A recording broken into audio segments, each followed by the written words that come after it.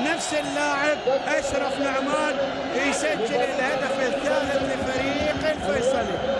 3 أهداف للفيصلي، هدف شخصي ثالث في هذه البطولة وهدف ثاني في هذا اللقاء، والهدف الثالث في لقاء اليوم. ثلاثية نظيفة للفيصلي في شوط المباراة الثاني، تراجع الرفاع وتقدم الفيصلي، وثلاثية نظيفة لفريق الفيصلي. تناوب على تسجيلها بالخطأ محمد دعيش برأسية اللاعب خليل بن عطية، وأشرف نعمان أضاف الهدفين، الثاني بالدقيقة 82 والثالث بالدقيقة 85.